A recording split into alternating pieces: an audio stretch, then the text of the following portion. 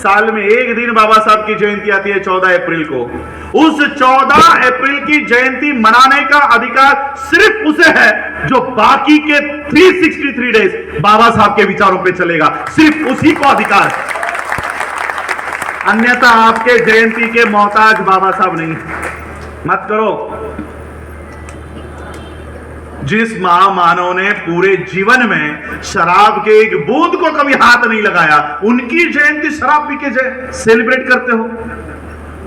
उनकी जयंती करनी है तो बाकी के दिन बाबा साहब के विचारों पे चलना होगा।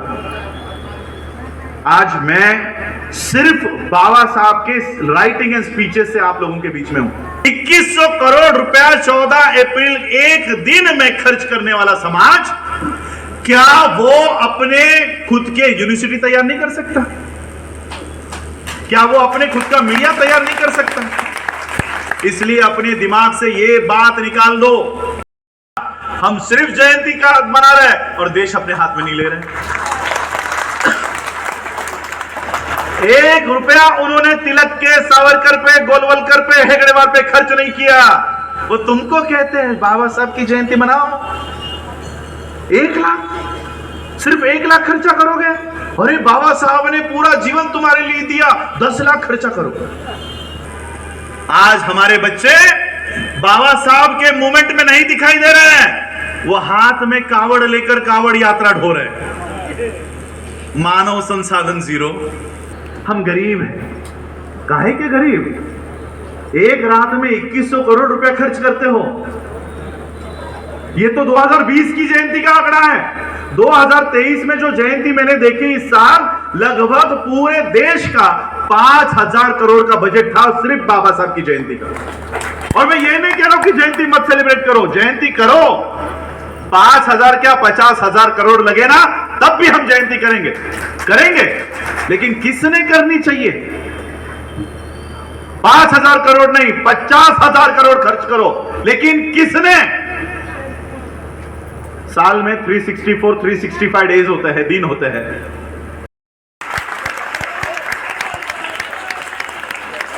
बाबा साहब अमर रहे, बाबा साहब अमर रहे। राजरत्न अम्बेडकर जिंदाबाद, राजरत्न अम्बेडकर जिंदाबाद।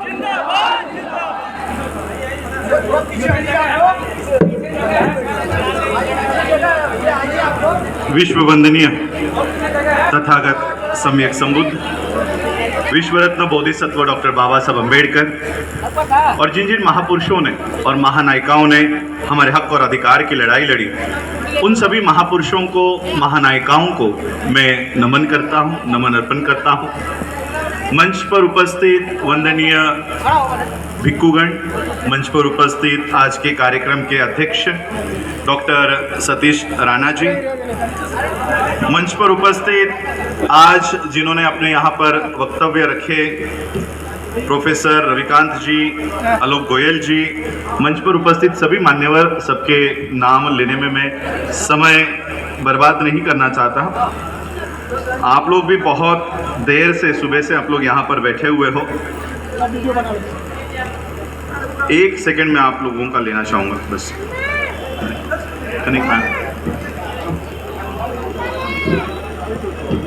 आज 24 सितंबर है।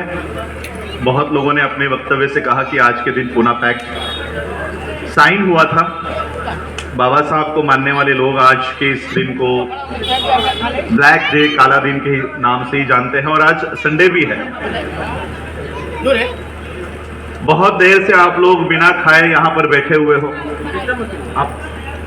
आप लोग एक बार पूरा सेट कर लीजिए आपका कैमरा वगैरह, और फिर मेरे पीछे बातें मत कीजिए, तो फिर मैं बात नहीं कर पाऊंगा। ब्रिटिश काल में 16-16 घंटे काम करने की उस समय की प्रथा थी।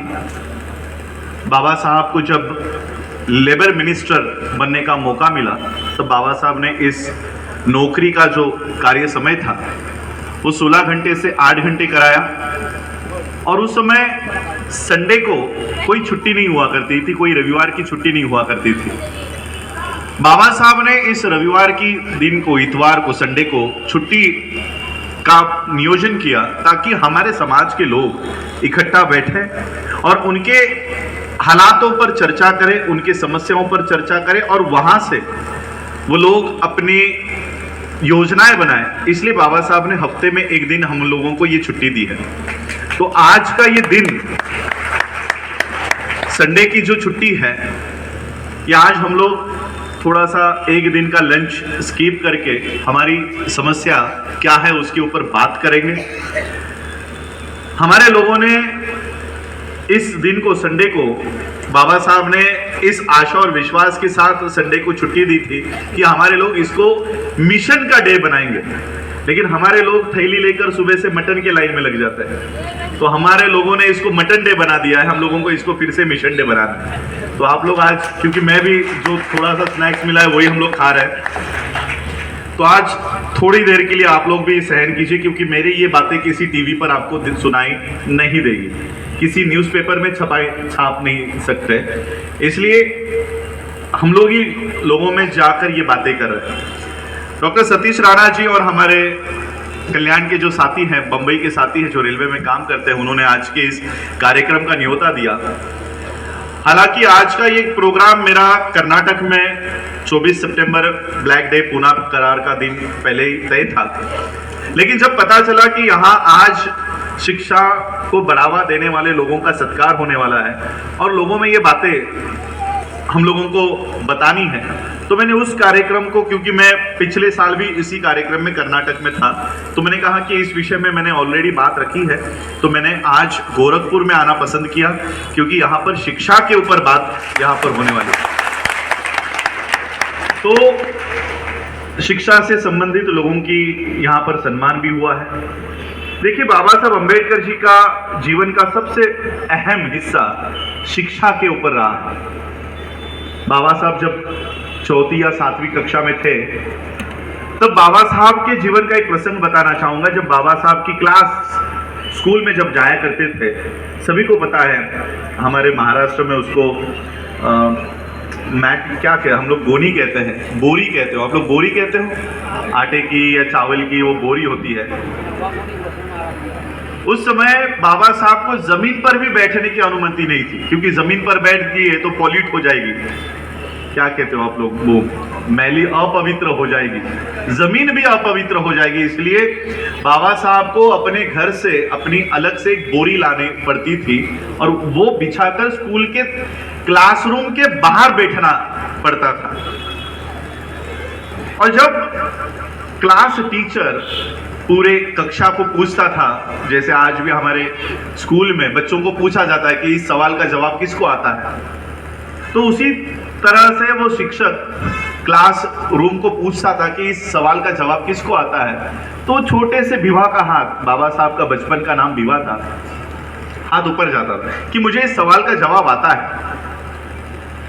अब भीड़ में से किसने हाथ खड़ा किया है, ये शिक्षक को पता नहीं होता था कि किसने हाथ खड़ा किया। तो शिक्षक ने कहा कि आओ और बोर्ड पे जो सवाल लिखा है उसको सॉल्व करो।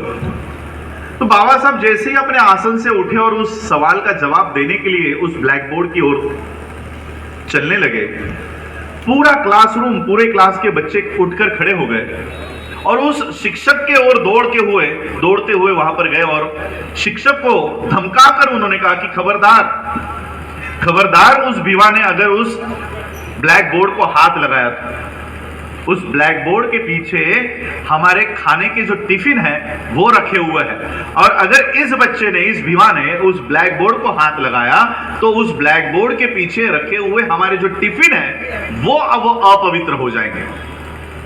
बाबा साहब की जाति के वजह से बाबा साहब को कभी भी स्कूल में सवालों का जवाब देने नहीं दिया गया। सवालों के जवाब आने के बावजूद भी बाबा साहब को उन सवालों का जवाब देने नहीं दिया गया। लेकिन उस बच्चे ने हार नहीं मानी। बाबा साहब ने अपने जीवन में पढ़ाई को कभी अंतर नहीं दिया, पढ़ाई को कभी त्यागा नहीं। बाबा साहब घर पर जाके पढ़ाई करते थे। उनके पिताजी सूबेदार मेजर रामजी अंबेडकर बाबा साहब को रात को 2 बजे उठाकर पढ़ाया करते थे। रात को 2 बजे उठाकर सारे सवालों के जवाब बाबा साहब से तैयार करवाते थे। और उसी बच्चे ने जब इस देश को आजादी देने का जब पहल शुरू हुई और देश के सामने सवाल खड़ा हुआ कि अंग्रेज जाने के बाद ये देश चलेगा कैसे, ये देश चलाने के लिए संविधान होने की, निर्माण करने की जरूरत है। तो इस देश का संविधान निर्माण कौन करेगा, यह सवाल जब देश के सामने खड़ा हुआ, तो जिस बच्चे को स्कूल में 7वीं कक्षा में, 4वीं कक्षा में सवालों का जवाब नहीं देने मिलता था, उसी बच्चे ने देश को, इस देश का संविधान कौन निर्माण करके देगा, यह सवाल का जवाब बाबा साहब ने दिया। यह केवल शिक्षा के माध्यम से हो पाया। जब बाबा साहब लंदन में पढ़ाई करने के लिए जाया करते थे, जब अपने LSE में जाया करते थे, लंदन में रहा करते थे, वहां पे मैं जाके आया हूं, ग्रेज in London School of Economics, और जो बाबा साहब का घर वहां पर था, वहां से पैदल बाबा साहब ये सारा सफर तय किया करते थे। उस लाइब्रेरी में, लंदन स्कूल ऑफ इकोनॉमिक्स के लाइब्रेरी में सबसे पहले पहुंचने वाली व्यक्ति डॉक्टर BR अंबेडकर, बाबा साहब अंबेडकर हुआ करते थे। सबसे पहले और सबसे आखिरी बाहर, उस लाइब्रेरी से बाहर आने वाली व्यक्ति बाबा साहब अंबेडकर हुआ करते थे। उस लाइब्रेरी का एक नियम था कि अंदर बैठकर कोई खाना नहीं खा सकता। अगर कुछ खाना है तो बाहर जाकर अपना खाना खत्म करो और फिर आकर अंदर पढ़ाई करो।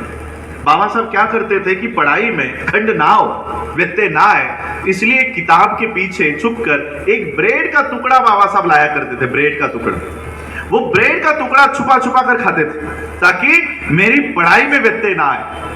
एक दिन उस लाइब्रेरी ने देख लिया कि बाबा साहब यानी डॉक्टर अंबेडकर अंदर बैठकर कुछ खा रहे हैं। वो लाइब्रेरियन बाबा साहब के पास आया, बाबा साहब से कहा कि डॉक्टर अंबेडकर, उस समय बाबा साहब डॉक्टरेट नहीं थे, लेकिन बाबा साहब से कहा कि अगर आपको आपका खाना खाना है तो आप बाहर जाइए, अपना खाना खत्म कीजिए और फिर अंदर आकर पढ़ाई कीजिए, मैं आपको अंदर बैठकर खाने नहीं दूंगा। दूसरे दिन बाबा साहब ने क्या किया पता है? दूसरे दिन बाबा साहब अंबेडकर जो एक ब्रेड का टुकड़ा लाया करते थे, बाबा साहब ने वो एक ब्रेड का टुकड़ा लाना छोड़ दिया, लेकिन अपनी पढ़ाई में उन्होंने अंतर नहीं दिया, अपनी पढ़ाई करना नहीं छोड़ा। इस तरह से बाबा साहब अंबेडकर जी ने अपने जीवन में पढ़ाई को, शिक्षा को बहुत महत्व बाबा साहब ने दिया हुआ। जब बाबा साहब अंबेडकर जी ने उनके जीवन की सबसे पहली संस्था बनाई, ऑर्गेनाइजेशन बनाया, बहिष्कृत हितकारिणी सभा, 1924 में बाबा साहब अंबेडकर जी ने इस संस्था का गठन किया और इस संस्था का एक ब्रीद वाक्य दिया। इस संस्था का ब्रीद वाक्य इंग्लिश में था, अंग्रेजी में था, to educate, to agitate and to organise. ये 3 शब्द हम लोगों के जीवन में हम लोगों ने रटे हुए, सबको पता है, to educate, to agitate and organise. इसका हिंदी में अनुवाद क्या है? शिक्षित बनो, संघर्ष करो, संगठित रहो।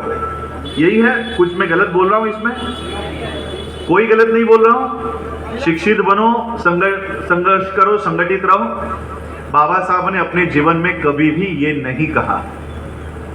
बाबा साहब ने जो इंग्लिश में कहा, to educate, to agitate and to organise, इसका हिंदी अनुवाद हम लोगों ने गलत कर लिया, शिक्षित बनो कर लिया। बाबा साहब ने कभी नहीं कहा कि शिक्षित बनो, बाबा साहब ने कहा शिक्षित करो, लोगों को शिक्षित करो। हमने क्या किया? बाबा साहब ने कहा शिक्षित बनो, तो मैंने क्या किया? 10वीं पास कर ली, 12वीं पास कर ली, ग्रेजुएशन कर लिया, पोस्ट ग्रेजुएशन कर लिया, नौकरी कर ली। बाबा साहब ने कहा शिक्षित बनो, मैं शिक्षित बन गया। बाबा साहब ने कभी आपको शिक्षित बनने के लिए नहीं कहा, बाबा साहब ने शिक्षित करने के लिए कहा।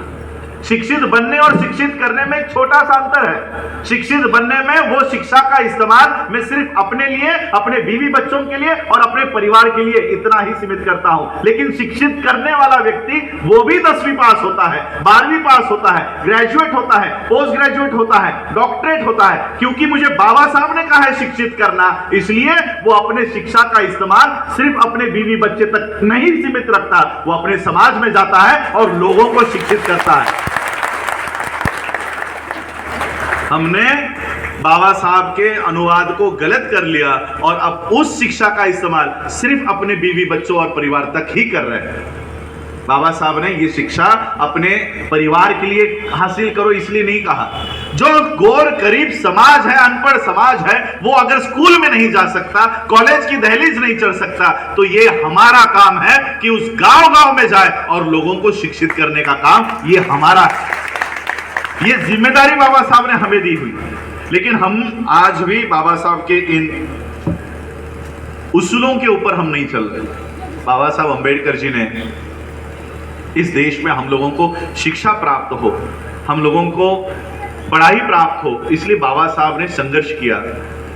आज भी देखिए, जिन बाबा साहब को कभी स्कूल के दरवाजे के बाहर बिठाया करते थे, उन्हीं बाबा साहब ने इस देश का ऐसा संविधान रच दिया, ऐसा संविधान बनाया। आज सिर्फ भारत के ही नहीं, वर्ल्ड के टॉप यूनिवर्सिटीज में आज बाबा साहब अंबेडकर जी के चेयर्स यानी बाबा साहब अंबेडकर जी पे रिसर्च सेंटर्स है, बाबा साहब के स्टैच्यूज हैं। कोलंबिया यूनिवर्सिटी में है, लंदन स्कूल ऑफ इकोनॉमिक्स में है, ऑस्ट्रेलिया में है, कनाडा में बाबा साहब के सारे यूनिवर्सिटीज में बाबा साहब के बस्ट, बाबा साहब की मूर्तियां वहां पर लगी हुई।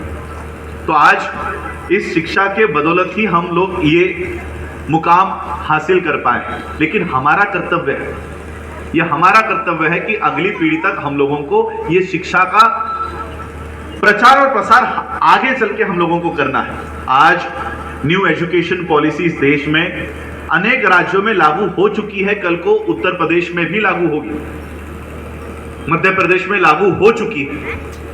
मनुस्मृति एक नए माध्यम से फिर से हमारे लोगों के बीच आना शुरू हो चुकी है। न्यू एजुकेशन पॉलिसी में 5वीं के बच्चे को यह पूछा जाएगा कि वोकेशनल ट्रेनिंग के माध्यम से इन शाखाओं में से तुम कौन सी शाखा लेना पसंद करोगे। शाखा कौन सी है? इलेक्ट्रिकल, मैकेनिकल, प्लम्बिंग, कारपेंट्री, ये 5वीं के बच्चे को पूछा जाएगा। अब 5वीं के बच्चे को यहां पर 12वीं कक्षा पास होने के बाद बच्चों को पता नहीं होता कि मुझे साइंस लेना है, मुझे कॉमर्स में जाना है, इंजीनियरिंग करनी है या मैनेजमेंट में जाना है, ये 12वीं के बच्चों को पता नहीं होता। यहां 5वीं के बच्चे को पूछा जाएगा कि इन स्ट्रीम में से तुझे कौन सी लेनी है। तो वो घर पे जाएगा, घर पे माता पिता को पूछेगा कि मुझे स्कूल में ये चुनने को बोला है, मैं इसमें से कौन सा क्षेत्र चुनूं, कारपेंट्री चुनूं, प्लम्बिंग चुनूं, मैकेनिक बनने का चुनूं, क्या चुनूं। अगर पिता कारपेंटर है तो पिता बोलेगा कि मुझे बाकी के क्षेत्र के बारे में पता नहीं है, मुझे कारपेंट्री के बारे में पता है, एक काम कर तू कारपेंट्री चुन। मनु का कानून क्या कहता है? मनु का कानून कहता है कि चमार का बेटा चमार बनेगा, नाई का बेटा नाई बनेगा, गड़ियारा का बेटा गड़ियारा बनेगा। मनु का कानून कहता है कि जो जिस जाति में पैदा हुआ है, जिस जाति को जो काम निर्धारित करके दिया हुआ है, वो व्यक्ति वही काम करेगा। ये मनु का कानून कहता है। न्यू एजुकेशन पॉलिसी क्या कहती है? न्यू एजुकेशन पॉलिसी कहती है कि अगर बाप कारपेंटर है तो बेटा भी कारपेंटर ही बनेगा। ये मनु का कानून कहता है, ये न्यू एजुकेशन पॉलिसी कहता है। न्यू एजुकेशन पॉलिसी और मनु का कानून कोई अलग नहीं है, ये एक ही कानून फिर से इस देश में लागू होने जा रहा है। आप लोगों ने कहा कि 75 साल हो गए, आज हमारी स्कूलें नहीं है। 75 साल होने के बावजूद भी आज हमको हमारा कार्यक्रम इस मैरिज हॉल में लेने की नौबत आई। आज अगर हमारी यहाँ यूनिवर्सिटी होती, हमारे स्कूल होते, कॉलेज होते, तो हम हमारी बातें हमारे 4 दीवारी के अंदर कह सकते थे। किसी ने कहा कि हमारे यहाँ पर एबीवीपी के लोग भी बैठकर सुन रहे होंगे। मुझे बताओ, क्या आरएसएस के कैंप में क्या पढ़ाया जाता है? यहाँ के किसी को, एक व्यक्ति को भी पता है?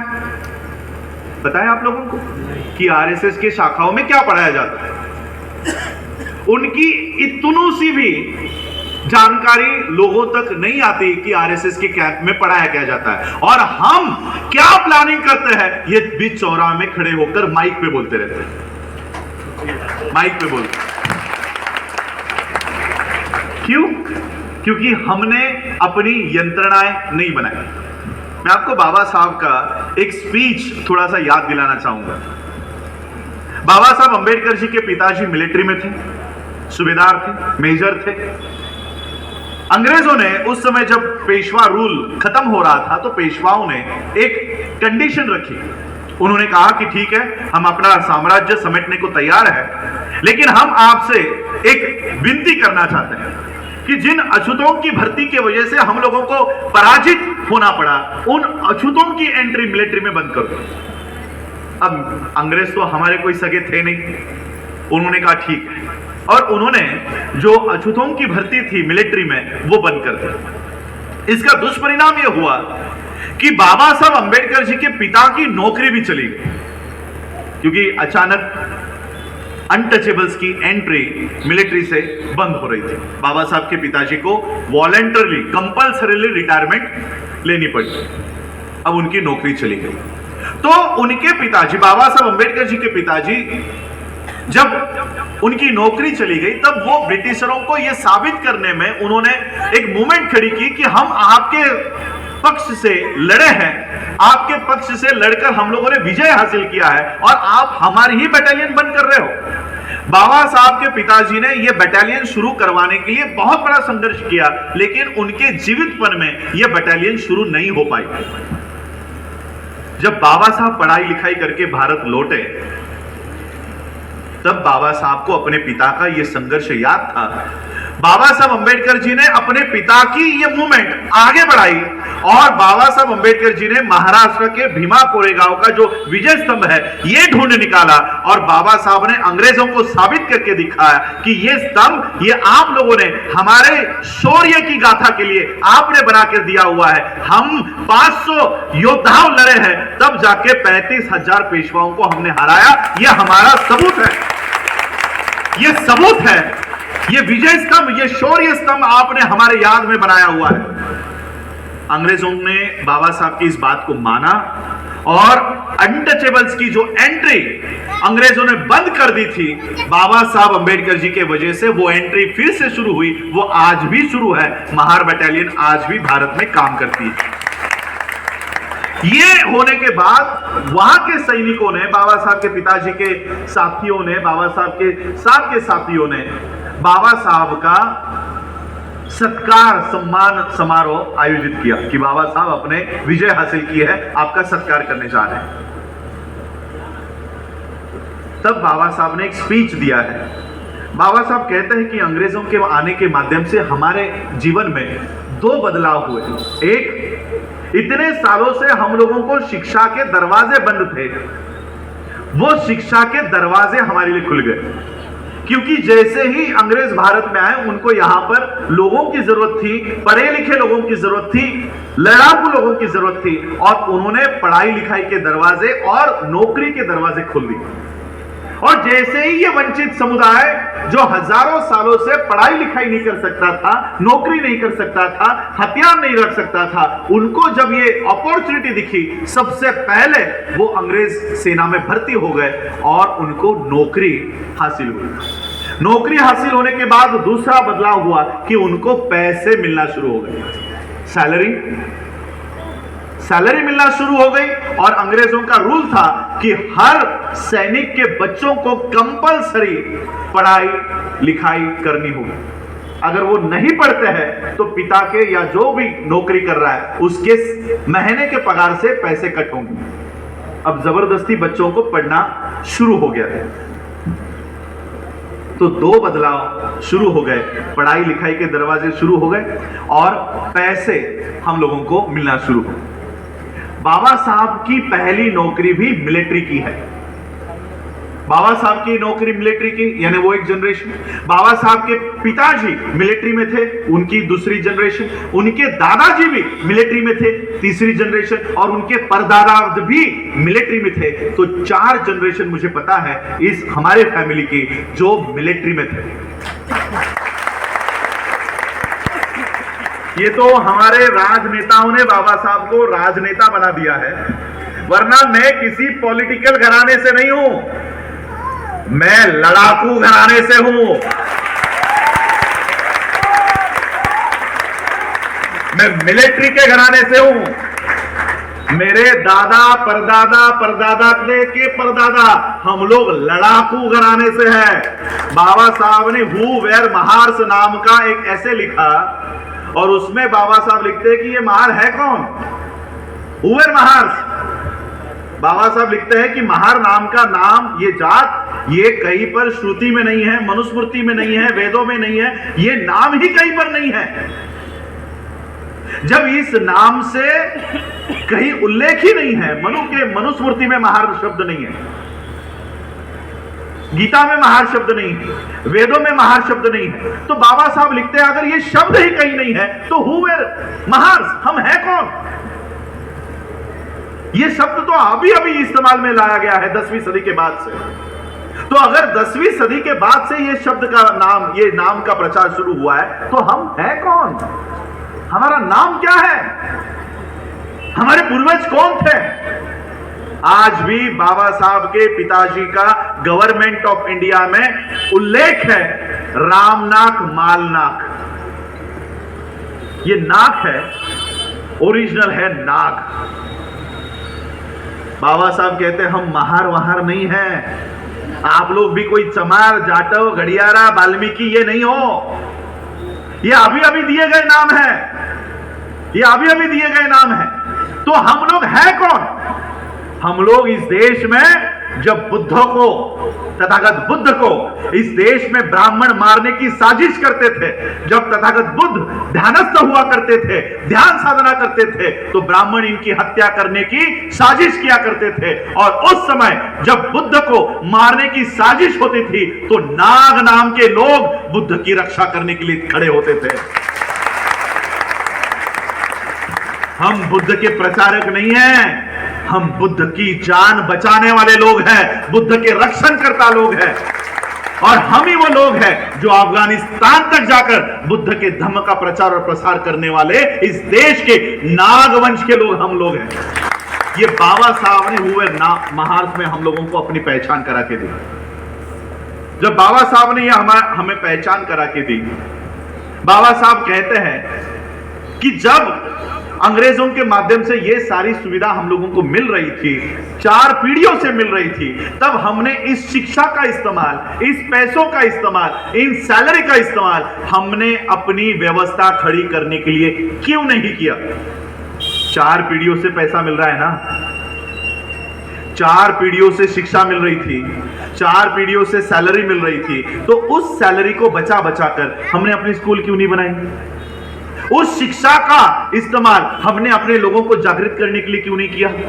यह सवाल बाबा साहब ने उस समय पूछा, यह सवाल आज भी बाबा साहब हमें पूछ रहे हैं कि संविधान के माध्यम से हमें शिक्षा के दरवाजे खुल गए, संविधान के माध्यम से हमें नौकरियां मिलना शुरू हो गई, संविधान के माध्यम से हमें पैसे मिल रहे हैं। संविधान कितने साल का है? 74 ईयर्स।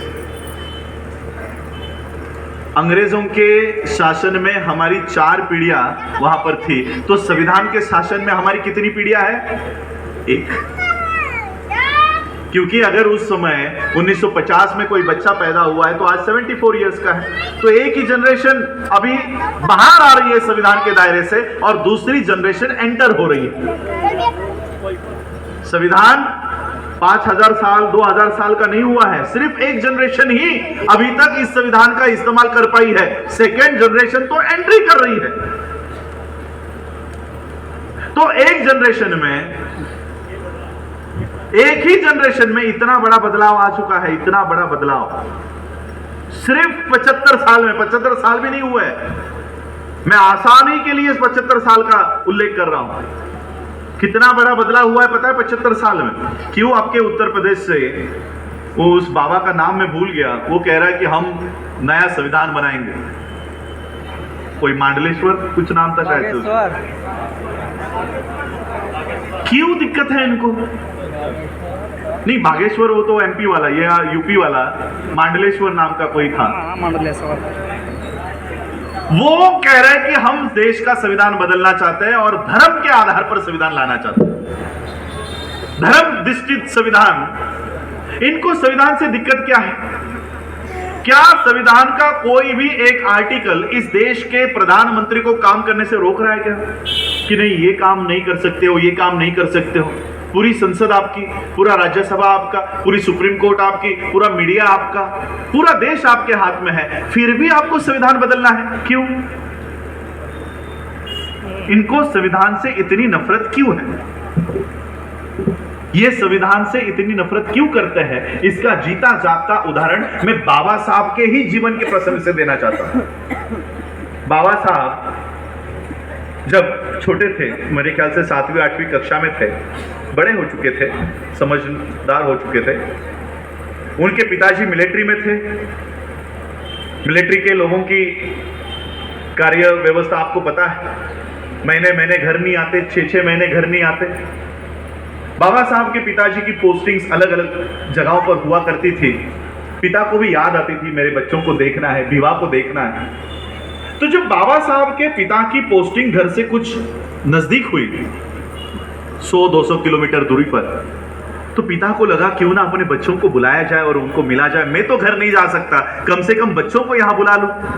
तो बाबा साहब के पिता ने टेलीग्राम किया बाबा साहब के नाम से कि अगर आप लोगों के स्कूल की छुट्टियां लग गई हो तो मुझे मिलने के लिए आ जाओ। बाबा साहब को ये टेलीग्राम मिला, बाबा साहब खुश हो गए कि पिता को मिलने जाना है। बाबा साहब के पिता ने कहा कि मुझे मिलने के लिए ये ट्रेन पकड़ो, इस स्टेशन पे उतरो, किसी ना किसी को लेने के लिए मैं तुम्हें भेज दूंगा। कौन से तारीख को आने वाले हो मुझे टेलीग्राम करके बता देना, ताकि मैं उस दिन किसी ना किसी को आपको लेने के लिए भेज दूंगा। बाबा साहब ने तय किया कि कौन से दिन जाना है। बाबा साहब के बड़े भाई और बहनों के बच्चे, ऐसे 4 बच्चों ने जाना तय किया। बाबा साहब ने टेलीग्राम किया कि हम इस तारीख को निकलेंगे, आप किसी ना किसी को हमें लेने के लिए भेज दीजिए। अब ये टेलीग्राम बाबा साहब के पिताजी के ऑफिस में आ पहुंचा और जिसको ये टेलीग्राम मिला उसने ये टेलीग्राम बाबा साहब के पिता को दिया ही नहीं। अब पिता को पता नहीं कि बच्चे कब आने वाले हैं। बच्चों ने तय समय पर ट्रेन पकड़ ली, जिस स्टेशन पे उतरने के लिए कहा था वहां पर उतरे और वो अपने पिता की राह देख रहे कि हमें लेने के लिए खुद आएंगे या किसी को भेज देंगे।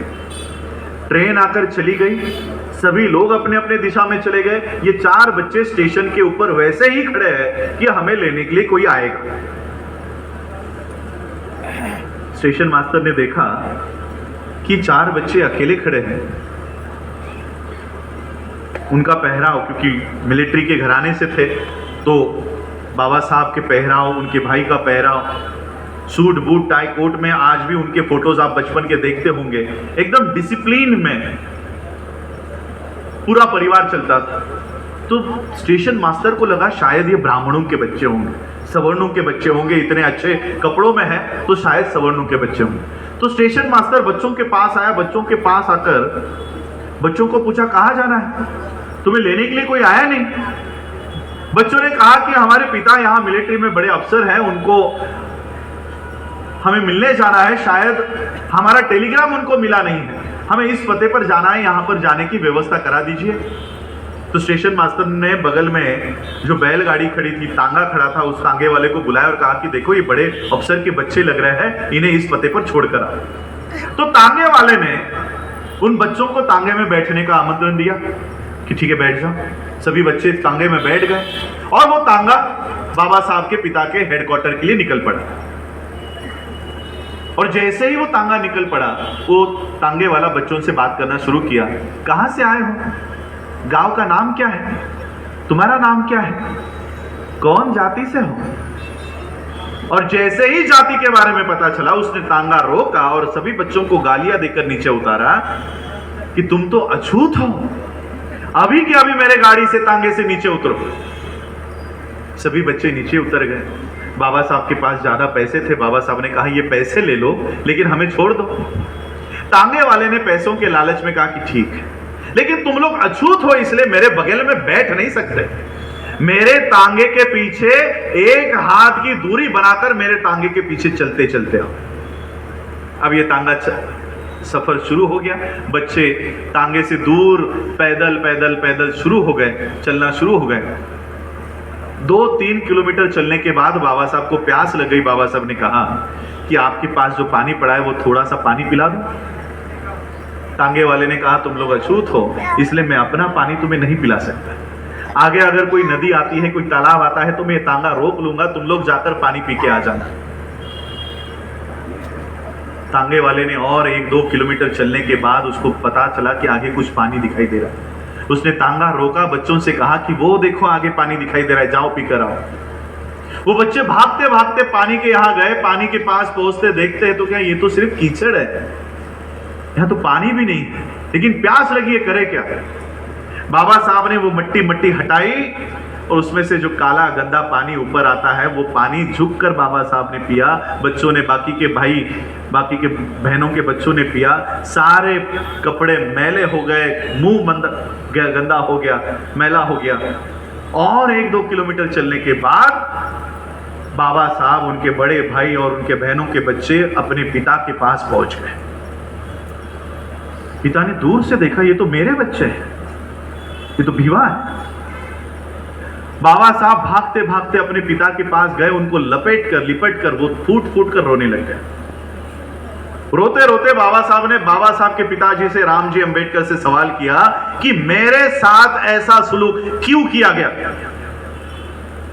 मुझे गाड़ी से क्यों उतार दिया गया, मुझे गाड़ी में बैठने का अधिकार क्यों नहीं है, मुझे काला गंदा पानी पीने के लिए क्यों मजबूर किया गया, मुझे पानी पीने का अधिकार क्यों नहीं है। छोटे से बच्चे का सवाल, उनका जवाब उनके पिताजी के पास नहीं था। बाबा साहब के पिता ने बाबा साहब को शांत किया, रोते हुए उन बाबा साहब को शांत किया और बाबा साहब के पिता ने कहा कि रोना बंद करो, रोना बंद करो, इसी परिस्थिति को तुम्हें बदलना है, इसी परिस्थिति को बदलना है। और बाबा साहब के पिताजी ने बाबा साहब को ऐसा तैयार किया कि उसी बच्चे ने इस देश का संविधान रच दिया। और ऐसा संविधान रचा। मुझे वो पानी की बोतल दोगे? नहीं, खोलो नहीं। जिस बच्चे को मनु के कानून में काला गंदा कीचड़ का पानी पीने के लिए मजबूर किया था, उन्हीं डॉक्टर बाबा साहब अंबेडकर जी ने ऐसा संविधान रच दिया कि बाबा साहब के संविधान की वजह से ये आज हम बिस्लरी का पानी पी रहे हैं।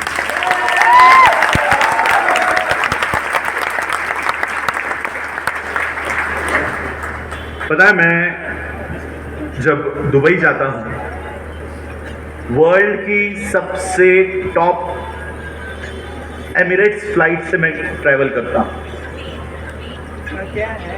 विश्व की सबसे नंबर 1 की एयरलाइन सर्विसेज एमिरेट्स। जब मैं उस एमिरेट्स में पैर रखता हूं तब मुझे याद आता है कि इसी देश में बाबा साहब अंबेडकर जी को बैलगाड़ी से उतार दिया गया था। जिस बाबा साहब अंबेडकर जी को बैलगाड़ी में उस मनु के कानून ने बैठने का अधिकार नहीं दिया, आज बाबा साहब ने ऐसा संविधान रच दिया कि आज हम लोग हवाई जहाज में बैठते नहीं है, हवाई जहाज उड़ा रहे हैं। हमारे लोग कैप्टन है, पायलट है। ये केवल 74 इयर्स के कॉन्स्टिट्यूशन ऑफ इंडिया की बदौलत है, भारत के संविधान की बदौलत। इन्हें बाबा साहब के संविधान से और कोई दिक्कत नहीं है। इनको यही दिक्कत है कि जिस मनु के कानून में हम इस देश की स्त्री का चीरहरण करते थे, इस द्रौपदी को उसकी साड़ी भी उसको पहनने का अधिकार नहीं देते थे, उन्हीं बाबा साहब अंबेडकर जी का कानून उसी द्रौपदी को राष्ट्रपति बना देता है।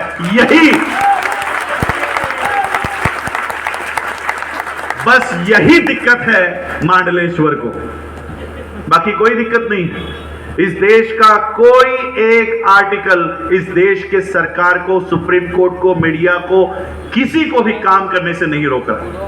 बस यही वो दिक्कत है कि जो लोग इस देश में 75 साल पहले उनको मानव अधिकार भी नहीं दिया गया था, वो लोग प्रेसिडेंट ऑफ इंडिया बन रहे हैं, वो लोग एमएलए बन रहे हैं, एमपी बन रहे हैं, डॉक्टर बन रहे हैं, इंजीनियर बन रहे हैं। और इसलिए आज मेरा फिर से वही सवाल है कि इस संविधान की बदौलत हमें ये नौकरियां मिल रही है, इस संविधान के बदौलत हमें ये शिक्षा मिल रही है। ये शिक्षा का इस्तेमाल सिर्फ अपने परिवार तक मत रखो, सिर्फ अपने बीवी बच्चों तक इसकी मर्यादा अपने बीवी बच्चों तक मत रखो, ये अपने समाज के लिए, my education is not for my family. मेरी शिक्षा मेरे परिवार के लिए नहीं है। My education is for my society. मेरा शिक्षा मेरे समाज के लिए है। यह भावना आप लोगों को आपके दिलों में तैयार करनी होगी, वरना फिर से वही मनु का कानून अब दहलीज पर आकर खड़ा हो गया है। फिर से दहलीज पर आकर खड़ा हो गया और हम लोगों की किस तरह से हम लोग ये आचरण करते हैं, ये उसके ऊपर निर्भर करता है। 75 साल हो गए आज, हमारी इंफ्रास्ट्रक्चर नहीं है, हमारे भवन नहीं है, हमारे स्कूल नहीं है, हमारे अस्पताल नहीं है, हमारी बैंकिंग नहीं है। आज 2023 शुरू है। आज से 100 साल पहले 1923 में बाबा साहब अंबेडकर जी का प्रॉब्लम ऑफ रुपी ये नाम का थीसिस एक्सेप्ट कर लिया गया था। बाबा साहब अंबेडकर जी ने प्रॉब्लम ऑफ रुपी, ये उनका थीसिस, ये उनका ग्रंथ आज के दिन सम्मत हुआ था। 100 साल पूरे हो गए इसको। 1935 में अंग्रेजों को बाबा साहब अंबेडकर जी के लिखे हुए ग्रंथ में तथ्य दिखाई दिया कि हां, बाबा साहब सही कह रहे हैं, और उस समय अंग्रेजों ने बाबा साहब अंबेडकर जी के रिकमेंडेशंस को कबूल किया और इस देश में रिजर्व बैंक ऑफ इंडिया तैयार की 1935 में। इस देश का हर बैंकिंग सेक्टर ये बाबा साहब की देन है। रिजर्व बैंक ऑफ इंडिया बाबा साहब की देन है। जब बाबा साहब के रिकमेंडेशंस अंग्रेज कबूल कर सकते हैं और आज की ये सरकारें कबूल कर सकती है, तो बाबा साहब के इन रिकमेंडेशंस पे हम कब काम करेंगे? पूरे भारत में आरबीआई को भी पकड़कर मुझे बताओ, आप लोगों की बैंकिंग सेक्टर में कितनी % हिस्सेदारी है? कितने बैंक आपके हैं? कितनी? 0। जिस देश को पूरी बैंकिंग सेक्टर बाबा साहब ने दी है, उनके समाज की 0 बैंक है। कौन से बाबा साहब को फॉलो कर रहे हो हम लोग? जयंती सिर्फ 14 अप्रैल, 6 दिसंबर, 14 अक्टूबर, बस इन 3 तारीखों में ही बाबा साहब को हम लोग याद करेंगे। बाबा साहब के आज उन विचारों के ऊपर काम करने की नौबत आई है। अगर आज हम बाबा साहब के उन विचारों के ऊपर काम नहीं कर पाए, तो फिर से गले में हांडी और पीठ पर झाड़ू वाले दिन दूर नहीं रहेंगे। बाबा साहब के उन विचारों के ऊपर हम लोगों को काम करना जरूरी है। और ऐसा नहीं, बहुत लोग कह रहे थे हमारी स्कूल नहीं है, कॉलेज नहीं है। फिर लोगों का सवाल आ जाता है, पैसे कहां से लाएंगे? स्कूल बनाना है, कॉलेज बनाना है, अस्पताल बनाना है, बैंक बनाना है, पैसे कहां से? हमारे पास पैसे नहीं है। सबसे पहले अपने दिमाग से ये बात बंद कर दो कि हमारे पास साधन नहीं है, हमारे पास पैसे नहीं है। सबसे पहले तो अपने दिमाग से ये बात हटा दो। और ये बात मैं नहीं कह रहा हूं, इकोनॉमिक टाइम्स, इस पेपर का नाम सुना है? ब्राह्मणों का टाइम्स ग्रुप का ये पेपर है। इकोनॉमिक टाइम्स 2020 में इन्होंने खबर छापी। उस समय मेरी पीएचडी का, फाइनेंस में ही मेरी पीएचडी थी, इसलिए फाइनेंस के सारे पेपर्स में पढ़ता हूं। 16 अप्रैल 2020 को इकोनॉमिक टाइम्स में बाबा साहब की जयंती की खबर छपी। अब इकोनॉमिक टाइम्स को बाबा साहब के जयंती की खबर छापने में कोई इंटरेस्ट है? कोई नहीं होना चाहिए। क्या लेना देना उनको बाबा साहब की जयंती से?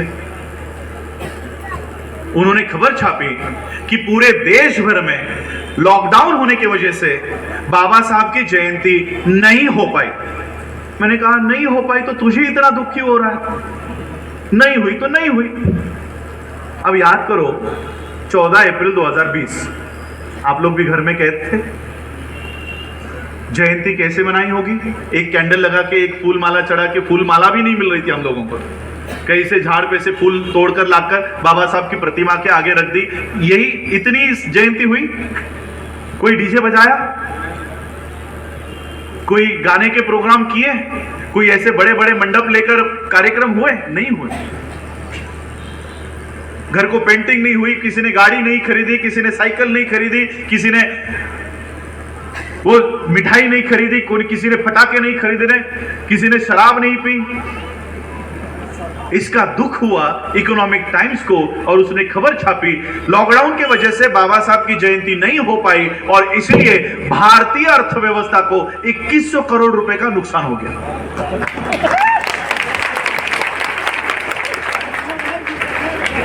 समझ रहे हो दुख हो? ब्राह्मणों का दुख समझ रहे हो? ब्राह्मणों का दुख क्या था? अरे तुमने जयंती नहीं सेलिब्रेट की अपने महापुरुषों की। कभी गोलवलकर की जयंती देखी? देखिए क्या? आज देश किसके हाथ में है? गोलवलकर के हाथ में है कि नहीं? हेगड़ेवार के हाथ में है? हम सिर्फ जयंती का मना रहे हैं और देश अपने हाथ में नहीं ले रहे। 1 रुपया उन्होंने तिलक के, सावरकर पे, गोलवलकर पे, हेगड़ेवार पे खर्च नहीं किया। वो तुमको कहते हैं बाबा साहब की जयंती मनाओ, 1 लाख, सिर्फ 1 लाख खर्चा करोगे? अरे बाबा साहब ने पूरा जीवन तुम्हारे लिए दिया, 10 लाख खर्चा करो। बुद्ध के समय क्या होता था पता है? ब्राह्मण क्या करते थे? उस समय हमारे साधन क्या थे? उस समय पैसे नहीं थे। हमारे साधन क्या थे? भेड़, बकरी, गाय, यही थे ना हमारे साधन। इनका दूध निकालते थे, वो बेचते थे, हमारे घर में पैसा आते थे, हमारी अर्थव्यवस्था थी। तो ब्राह्मण हमको साधन हीन करने के लिए क्या कहता था? राजा को जाकर कहता था मुझे सपना आया कि तेरा राज्य धोखे में है, अगर तेरा राज्य बचाना है तो 1 लाख गायों की बलि देनी होगी, 1 लाख भेड़ों को आहुति देनी होगी। तो राजा क्या करता था? लोगों को बोलता था कि 1 लाख गायों की भेड़ बलि चढ़ानी है, 1 लाख भेड़ों की आहुति देनी है। तो लोग अपने गाय, बकरी वो सारे काट कर उस हवन में डाल देते थे। ब्राह्मण हमको उस समय ऐसा साधन विहीन कर देता था। आज हमारे साधन क्या है? पैसा। हमारा साधन क्या है? मानव, ह्यूमन रिसोर्स। पैसे से भी बड़ा रिसोर्स है ह्यूमन रिसोर्स, मानव संसाधन।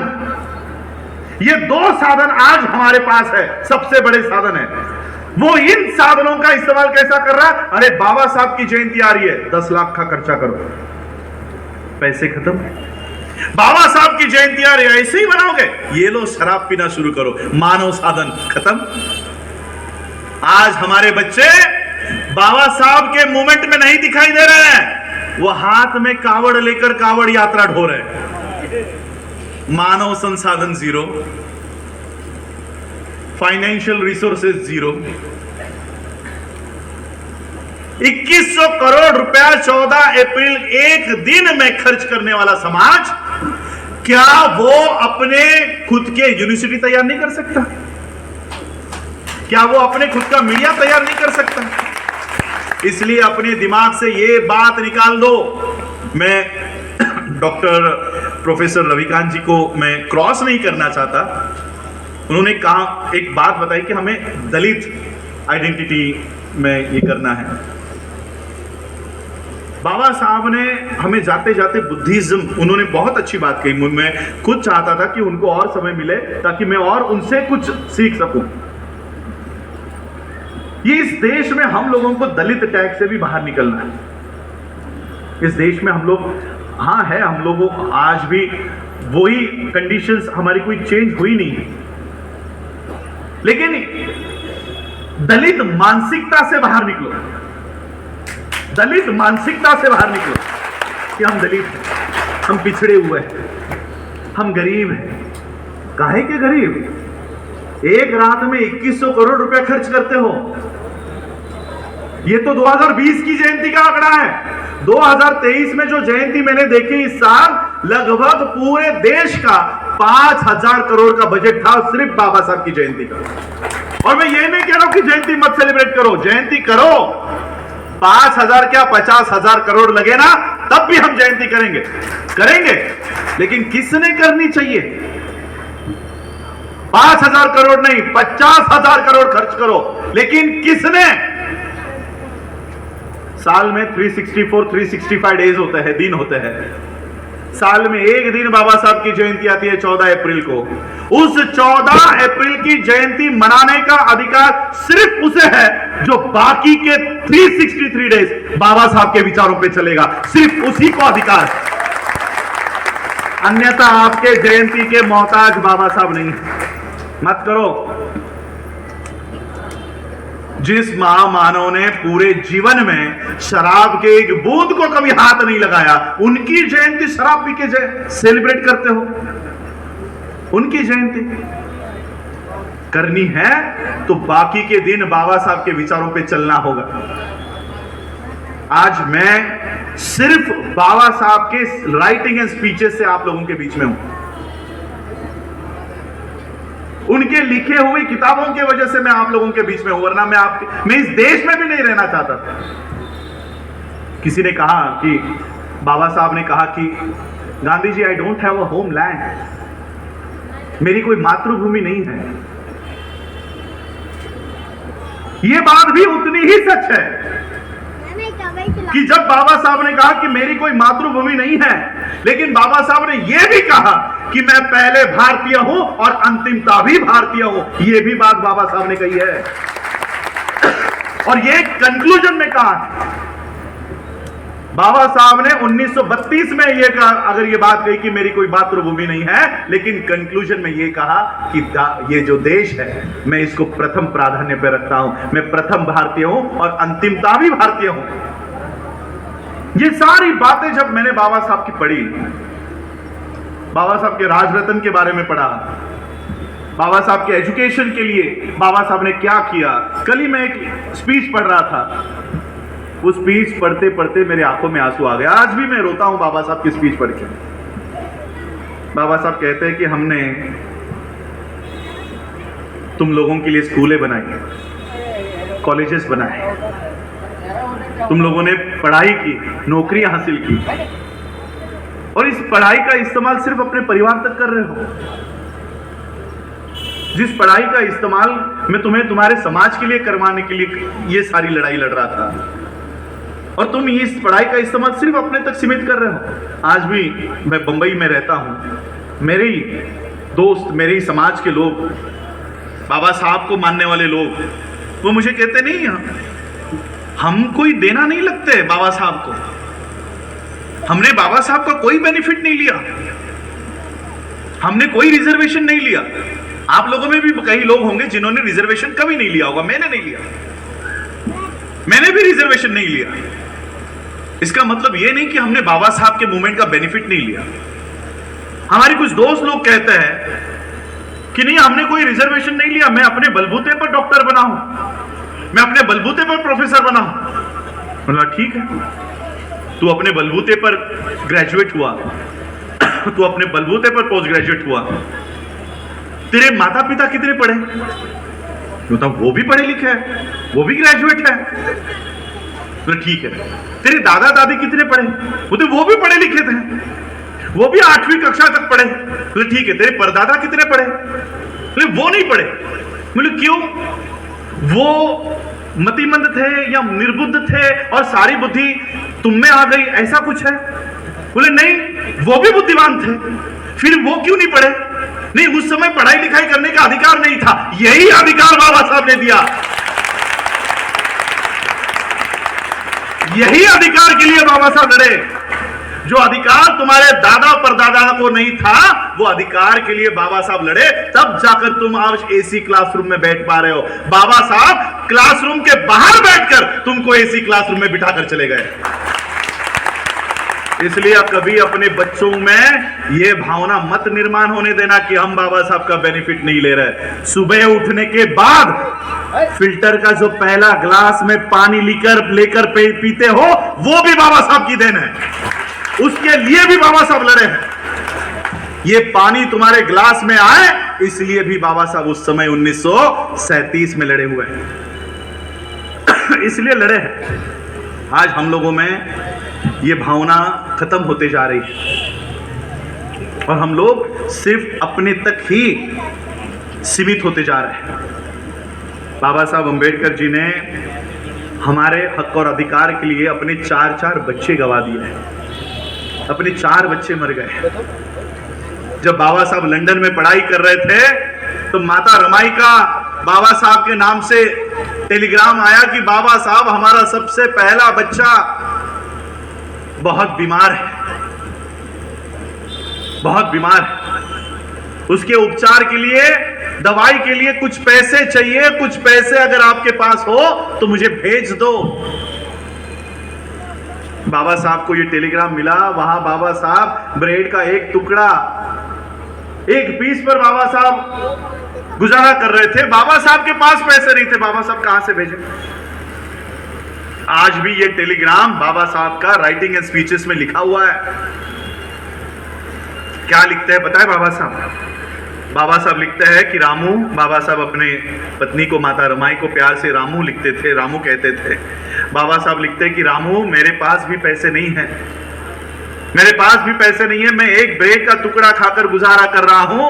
अगर हमारा बच्चा बच नहीं सकता तो हमें उसे राजी खुशी जाने देना चाहिए। एक बाप अपने पहले बेटे के लिए कह रहा है कि हमें उसे जाने देना चाहिए। बाबा साहब ने ऐसा 1 नहीं, 2 नहीं, 3 नहीं, 4 बच्चे गंवा दिए। 4 बच्चे, 4 बच्चे गंवा दिए। लेकिन बाबा साहब ने अपना सामाजिक आंदोलन बंद नहीं किया। बाबा साहब के 4 बच्चे मरे, लेकिन बाबा साहब आपके बच्चे ना मरे इसलिए 24 घंटे काम कर रहे थे कि आपके बच्चे नहीं मरने चाहिए। बाबा साहब का राजरत्न चला गया। मैं भी इस मोमेंट में नहीं आने वाला था। मेरा भी तय था ग्रेजुएशन, पोस्ट ग्रेजुएशन और फिर प्रदेश में नौकरी लेकर वहां सेटल हो जाना, और ये हुआ भी। मैंने मेरा एमबीए किया, 83% डिस्टिंक्शन से पास आउट हुआ। 8 लाख महीने की नौकरी मुझे मिली। लेकिन मेरे पिता का एक सपना था कि ठीक है, पढ़ाई की, पीएचडी कर रहे हो, मेरे हिसाब से मेरी इच्छा है कि पीएचडी बाबा साहब के विषय पे करो। तब तक बाबा साहब के बारे में पढ़ाई नहीं थी हमारी। बचपन में सोते समय बाबा साहब की कहानियां तो पिताजी सुनाते थे, लेकिन बाबा साहब का संघर्ष क्या है ये पता नहीं था। अब बाबा साहब पे पीएचडी करनी है तो बाबा साहब को पढ़ना पड़ेगा। तो पिताजी ने बाबा साहब की किताबें लाकर दे दी, ये पढ़ो। और जब ये शुरू किया, पढ़ना शुरू किया, तब बाबा साहब ने हमारे लिए क्या क्या किया है, ये सारी बातें जब सामने आई, what Congress and Gandhi have done to the untouchables, Gandhi ने किस तरह से पुनः पैक्ट करने के लिए किस तरह से अनशन किया, किस तरह से बाबा साहब को मजबूर किया। किसी ने कहा कि बाबा साहब ने कॉम्प्रोमाइज किया, नहीं। बाबा साहब का लेटर पढ़ो, क्यों आज बाबा साहब ने साइन की। बाबा साहब कहते कि एक तरफ गांधी की जान है और एक तरफ मेरे समाज की जान है। अगर गांधी को कुछ हो जाता है तो मेरे समाज के लोगों को मारा जाएगा, उनकी हत्या होगी, और मेरे समाज को जिंदा रखने के लिए मैं आज ये साइन कर रहा हूं। बाबा साहब अंबेडकर जी ने आज के दिन अपने लाए हुए अधिकार भले ही दे दिए, लेकिन संविधान के माध्यम से जितना हो सके उतना वापस अपने झोली में लाना भी शुरू किया। जब बाबा साहब के ऊपर हुए ये सारी बातों को मैं पढ़ रहा था, और खासकर मेरे नाम का इतिहास जब मैं पढ़ रहा था, मैं अपने पिता से बचपन में कॉलेज तक मैं हमेशा लड़ता था। मेरा जो नाम है राजरत्न, ये बाबा साहब के चौथे और आखिरी बच्चे का नाम है, और ये बाबा साहब का सबसे चहीता बच्चा था। तो मैं मेरे पिताजी से हमेशा लड़ता था, क्या मेरा पुराने जमाने का नाम रख दिया है, कोई इसको ठीक ढंग से नहीं बोलता। उत्तर प्रदेश में, पंजाब में तो इसको रत्न नहीं कहते, क्योंकि यहाँ रत्न नहीं रतन कहते हैं, तो वो राजरत्न हो जाता है। तो कोई लोगों को लगता है मेरा पहला नाम राज है, मिडिल नेम रतन है और सरनेम अंबेडकर है। राजरत्न एक ही नाम है, लोग उसको अलग अलग करके भी लेते। तो फिर मैं हमेशा झगड़ा करता था, क्या कैसा नाम रख दिया मेरा। तो मैं बचपन से राजरत्न नाम का इस्तेमाल ही नहीं करता था। मैं आज भी मेरे जो दोस्त है वो मुझे राज नाम से ही जानते हैं, बचपन से लेकर आज तक। मैंने भी कभी इस नाम का इस्तेमाल नहीं किया, मैं भी हेट करता था इस नाम को, पसंद नहीं करता था। जब मैंने इस राजरत्न का इतिहास पढ़ा, जुलाई 1926 में इसे डबल निमोनिया हो गया। उस समय बाबा साहब की आर्थिक हालात थोड़ी अच्छी थी, पैसे थे बाबा साहब के पास। डबल निमोनिया होने के बावजूद भी यह बच्चा घर में ही उस डबल निमोनिया से लड़ रहा था। मैं कभी कभी सोचता हूं, जब बाबा साहब के पास पैसे हैं तो बाबा साहब इस बच्चे को अस्पताल में भर्ती क्यों नहीं कर रहे? फिर से जवाब मिलता है, अस्पताल में तो लाख भर्ती करवाए, अस्पताल लेने भी तो चाहिए। कोई डॉक्टर उस समय हमारे बच्चों को हाथ लगाने के लिए तैयार नहीं था। ये बच्चा उस बीमारी से, डबल निमोनिया से, बुखार से घर में ही संघर्ष कर रहा था। बाबा साहब ने सोचा कितने दिन इस बच्चे के पास बैठे रहूं। आखिर में बाबा साहब अपने काम के लिए बाहर निकल पड़े। बाबा साहब हाईकोर्ट में एक काम के लिए गए और जैसे ही बाबा साहब हाईकोर्ट में पहुंचे, घर में माता रमाई ने देखा कि बच्चे का बुखार बढ़ते जा रहा है, राजरत्न का बुखार बढ़ते जा रहा है। 2.5 साल का ये बच्चा हो चुका था यार। माताएं बैठी, उनको पता है 2.5 साल का बच्चा कितना बड़ा होता है। चलता है, वो बोलता है, भागता है, दौड़ता है। यह बच्चा 2.5 साल का होने के बाद इसे डबल निमोनिया हो गया। बाबा साहब हाईकोर्ट में गए, माता रमाई ने देखा इसकी तबीयत बिगड़ते जा रही है। माता रमाई ने बाबा साहब के एक कार्यकर्ता को कहा कि बाबा साहब जहां कहीं पर भी हो, उन्हें तुरंत घर लेकर आओ। ये कार्यकर्ता हाईकोर्ट में पहुंचा और हाईकोर्ट में जाकर बाबा साहब से कहा कि बाबा साहब आपको तुरंत घर बुलाया है। बाबा साहब को पता चला क्या हुआ होगा। बाबा साहब अंबेडकर जी ने अपना सारा काम छोड़ा और एक टांगा करके बाबा साहब अपने उस 10 बाय 10 के घर में, जब बाबा साहब रहा करते थे, उस चाली के सामने आकर ये टांगा रुका। बाबा साहब दौड़ते दौड़ते अपने घर में गए, उस बच्चे को अपने बाहों में उठा लिया और बाहों में उठाकर उस बच्चे को प्यार करने लग गए, बात करने लग गए। और बात करते करते बाबा साहब को पता चला ये बच्चा तो कब का मर चुका है। बाबा साहब के आने से पहले ही वो बच्चा मर चुका था। बाबा साहब फूट फूट कर उस राजरत्न को लेकर रोने लग गए। सभी लोग इकट्ठा हो गए थे, कार्यकर्ता इकट्ठा हो गए थे। कार्यकर्ताओं ने बाबा साहब को शांत किया। शांत करने के बाद बाबा साहब से सवाल किया कि बाबा साहब, अब बच्चे के शरीर पर बाप के पैसे से कपड़े लाने होते हैं, कफन लाना होता है, वो कपड़े लाने के लिए, कफन लाने के लिए पैसे दो। बाबा साहब ने उस समय जेब में हाथ डाला, जेब में पैसे नहीं थे। बाबा साहब फिर से फूट फूट कर रोने लग गए। माता रमाई को पता चला कि बाबा साहब के पास पैसे नहीं है। माता रमाई ने बदन पर की साड़ी फाड़ी और उस बच्चे को कफन के तौर पर उस बच्चे के शरीर पर डाले। बाबा साहब, माता रमाई उस बच्चे का अंत विधि करके आए और उस बच्चे के याद में बाबा साहब लिखते हैं कि अभी अभी ये चलने बोलने लग गया था और जब मैं इसके साथ खेलता था तब इससे बात करता था कि तू मेरा शेर है, तू लड़ाकू घर में पैदा हुआ है। ये बाबा साहब के शब्द हैं। तू लड़ाकू घर में पैदा हुआ है और बड़ा होने के बाद मेरे अधूरे रहे हुए काम तुझे पूरा करना है। ये बाबा साहब अंबेडकर उस बच्चे से बात करते थे। 2.5 साल के बच्चे से, 2.5 साल के बच्चे से क्या बात कर रहे हैं कि मेरा अधूरा रहा हुआ काम तुझे पूरा करना है। ये जब बात मैंने खुद पढ़ी, मैंने वो किताब बंद की, बंद करने के बाद मैं वो सोच रहा था कि इसी बच्चे के याद पर मेरा नाम पड़ा है, इसी बच्चे के याद पर मेरे पिता ने मेरा नाम रखा है।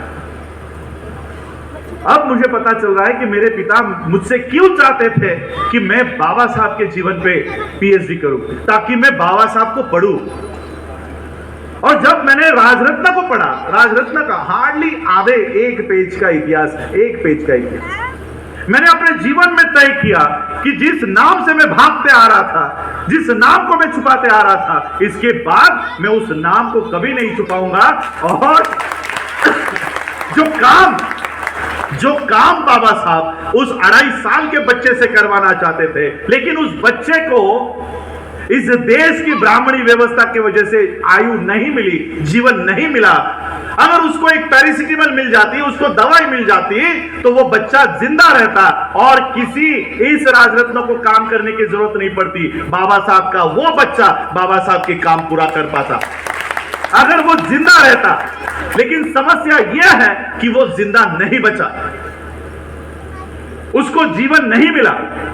और उन्हीं बाबा साहब के परिवार में आज मैं पैदा हुआ हूं। मैं आज से कसम खाता हूं कि आज मैं अपना जीवन समाप्त करता हूं और उस राजरत्न का जीवन शुरू करता हूं जिस राजरत्न के लिए बाबा साहब ने यह सपना देखा था कि बड़ा होने के बाद तू मेरा अधूरा रहा हुआ काम पूरा करेगा। और तब से मैं उस राजरत्न का लाइफ जी रहा हूं। मैं अपने विचारों को पूरा करने के लिए, अपने मंशाओं को, अपने सपनों को पूरा करने के लिए नहीं काम कर रहा। मैं बाबा साहब के उस राजरत्न से बाबा साहब क्या काम करवाना चाहते होंगे वो काम मैं आज अपने जीवन में कर रहा हूं। और इसलिए जब मेरी पढ़ाई हुई, ये नौकरी के 3 आज भी मेरे फाइल में 3 वो लेटर्स, रिमाइंडर लेटर्स आज भी मेरे फाइल में। कब ज्वाइन कर रहे हो, कब ज्वाइन कर रहे हो। ये पढ़ने के बाद मैंने डिसाइड किया कि अब मैं ज्वाइन नहीं करूंगा, क्योंकि इसको पढ़ने के बाद मैंने 18 मार्च का भी भाषण पढ़ा जो आपके उत्तर प्रदेश की धरती पर ही दिया गया था, आगरा में। 18 मार्च 1956 में बाबा साहब के महापरिनिर्वाण के 6 महीने पहले, 9 महीने पहले दिसंबर में बाबा साहब का महापरिनिर्वाण हो गया। 18 मार्च को बाबा साहब इसी उत्तर प्रदेश के धरती से फूट फूट कर रोकर गए। क्या कह के गए पता है? आप लोगों में बहुत लोग बैठे होंगे, doctors, engineers, lawyers, professor, IAS, IPS, कई सारे आज हम लोग मंच पर भी बैठे हैं। हम लोग आज अपने आप को लॉयर कहते हैं, डॉक्टर कहते हैं, प्रोफेसर कहते हैं। बाबा साहब क्या कह के गए पता है मुझे? हम लोगों को, जो लोग आज अपने आप को डॉक्टर, इंजीनियर कह रहे हैं, 1956 में बाबा साहब हमें एक नाम देकर गए। बाबा साहब कहते कि मेरे वजह से इन लोगों को पढ़ाई लिखाई करने का अधिकार मिला, मेरे वजह से इन लोगों को नौकरियां मिली, मेरे वजह से इन लोगों को गाड़ी बंगला मिला। लेकिन आज जब मेरी मूवमेंट, मेरी ये मिशन चलाने की बारी आई है, तब ये घर में जाकर दबकर बैठ गए। मेरा मूवमेंट चलाने के लिए ये आगे नहीं आ रहे। क्या कहकर गए पता है बाबा साहब हमें? पढ़े लिखे लोगों को क्या कहकर गए? इन पढ़े लिखे लोगों ने मुझे धोखा दिया है, इन लोगों ने मुझे धोखा दिया है। हम लोग आज अपने आप को डॉक्टर, इंजीनियर, लॉयर, प्रोफेसर कहते हैं। 1956 में बाबा साहब हमें धोखेबाज कहकर गए, धोखेबाज। मैं अकाउंटिंग का स्टूडेंट हूं, कॉमर्स ग्रेजुएट है, इकोनॉमिक्स हूं। बैलेंस शीट बनती है हमारी, बैलेंस शीट में एसेट साइड होती है, लायबिलिटी साइड होती है। जब मेरा जीवन का अंत होगा तब मैं अपने जीवन की बैलेंस शीट अपने आंखों के सामने लाऊंगा। और मैंने तय किया है कि मैं अपने जीवन के बैलेंस शीट में अपना नाम धोखेबाज के साइड नहीं लिखवाऊंगा। मैं अपने शिक्षा का इस्तेमाल अपने समाज के लिए करूंगा। ये जब निर्णय लेकर मैं अपने समाज में उतरा, तब मेरे दोस्तों ने मेरी, आज उसको आप ट्रोलिंग कहते हो, मेरी खिल्ली उड़ाना शुरू किया, मेरा मजाक बनाना शुरू किया। हमसे ज्यादा मार्क तुझे है, हमसे ज्यादा पैकेज तुझे है, और ये सारा ठुकरा कर कहां गली गली में घूमने जा रहा है, कहां सड़कों के ऊपर जा रहा है। अगर ये एक्सेप्ट नहीं करना था, ये नौकरी नहीं करनी थी, तो इतनी पढ़ाई लिखाई क्यों की, इतनी मेहनत क्यों की? रात को 3 बजे उठता था मैं, 3 बजे उठकर 3:30 बजे से सुबह 7 बजे तक पढ़ाई करता था और फिर कॉलेज को भागता था। मेरे दोस्त कहते थे कि इतना पढ़ाई, इतना मेहनत क्यों किया? अगर तुझे नौकरी नहीं करनी थी तो तेरी पढ़ाई वेस्ट है, वेस्ट है। मैंने कहा नहीं, मैं अपनी पढ़ाई को वेस्ट नहीं जाने दूंगा। अगर मैं ये नौकरी एक्सेप्ट कर लेता तो किसी बैंक को सुबह 10 बजे से लेकर रात के 10 बजे तक मुझे उस बैंक का व्यवस्थापन करना पड़ता और उस बैंक को मैं ऊपर लेकर आता। अगर मैं मेरे पढ़ाई का इस्तेमाल सिर्फ उस बैंक के लिए करता तो सिर्फ मेरी पढ़ाई का इस्तेमाल उस बैंक के लिए होता है। मैं मेरी पढ़ाई का इस्तेमाल सिर्फ उस बैंक के लिए नहीं करूंगा, मैं मेरे पढ़ाई का इस्तेमाल मेरे समाज के लिए करूंगा और उसको ऊपर लेकर आने का कोशिश करूंगा। और इसलिए मैं आज अपनी पढ़ाई का इस्तेमाल अपने समाज के लिए कैसे हो, उसके लिए मैं काम कर रहा हूं।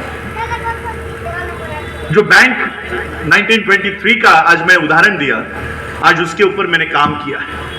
1 महीने में, 1.5 महीने में आज भारत की नहीं विश्व की बौद्धों की सबसे पहली बैंक तैयार होने जा रही है। और वो हम लोगों ने इसकी शुरुआत की doctor Bhimrao Ramji Ambedkar multi state cooperative bank के नाम से। 1 महीने में हमको रजिस्ट्रेशन प्राप्त हो। किसी भी समाज का बैकबोन, रीढ़ की हड्डी अर्थव्यवस्था होती है। आज बताइए, आपकी अर्थव्यवस्था है? आप ही की है। पैसे आपके हैं। अडानी नाम का जो उद्योजक है, उसके लिए खबरें चलती है कि विश्व का सबसे रिच, अमीर उद्योजक इतनी है। ये आधी इंफॉर्मेशन है। विश्व में सबसे ज्यादा अमीर आदमी के सूची में अडानी का नाम है और विश्व में सबसे ज्यादा कर्जा लेने वाला आदमी भी अडानी है। सबसे ज्यादा कर्जा इस देश में किसी ने लिया है तो वो अडानी है। ये मैं काल्पनिक बात नहीं कर रहा हूं, रियल है, फैक्ट है। पिछले 3 महीने पहले स्टेट बैंक ऑफ इंडिया ने अडानी का 72,000 करोड़ रुपए का लोन माफ किया। उससे पहले 14,000 करोड़ माफ किया। ऐसे करते करते 2 से 3 लाख करोड़ रुपया अडानी का माफ किया। सोचो, ये माफ करने वाली रकम है, एक्चुअल लोन कितना होगा। और जो अडानी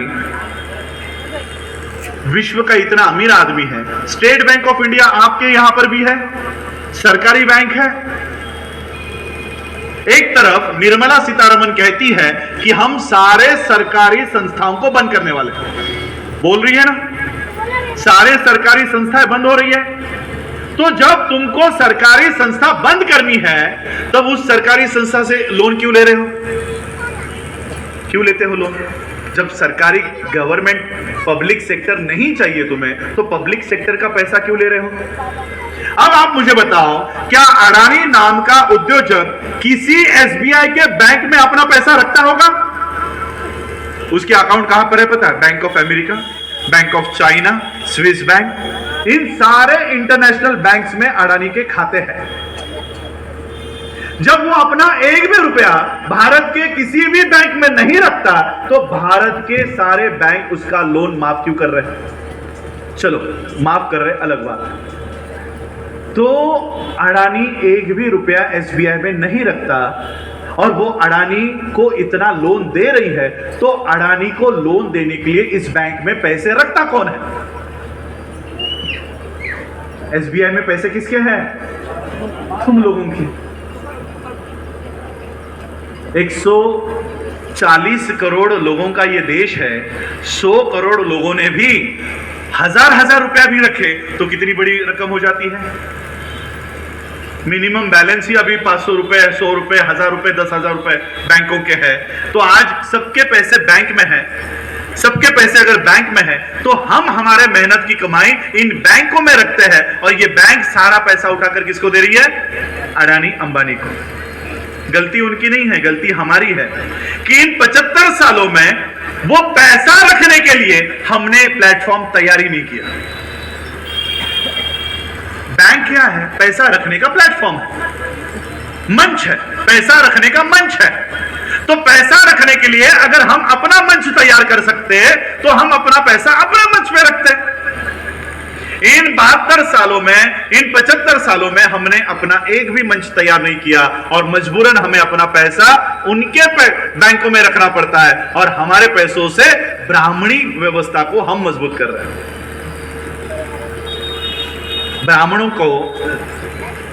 ब्राह्मणों की एक समस्या है,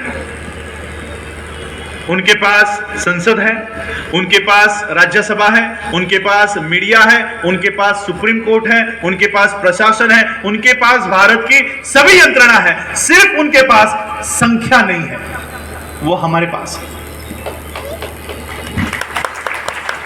सिर्फ हमारे पास लोक संख्या, पॉपुलेशन, क्योंकि ब्राह्मणों के पास उतनी कैपेसिटी नहीं है संख्या पैदा करने की, वो कैपेसिटी तो हमारे पास है। बाबा साहब कितने रत्न थे, तो सोचो हमारी कैपेसिटी कितनी है। तो वो हमारे पास लोक संख्या है। अगर हम लोग चाहे तो एक भी व्यक्ति रास्तों के ऊपर, ये मंत्री एमएलए बने बैठा है, ये रास्तों के ऊपर चल नहीं सकते, सिर्फ हम चाहे तो। लेकिन हम लोग बिखरे हुए हैं, हम लोग बहुजन के नाम से जाने जाते हैं, लेकिन हम लोगों में इतने डिविजन्स है कि हम लोगों के पास ये ताकत होने के बावजूद इसका एहसास नहीं। ये संख्या हमारे पास है, सिर्फ बिखरी हुई है। और इसलिए बाबा साहब ने कहा कि टू ऑर्गेनाइज, इनको संगठित करो। इस संगठित करने के लिए हमें प्लेटफॉर्म्स की जरूरत है, मंच की जरूरत है।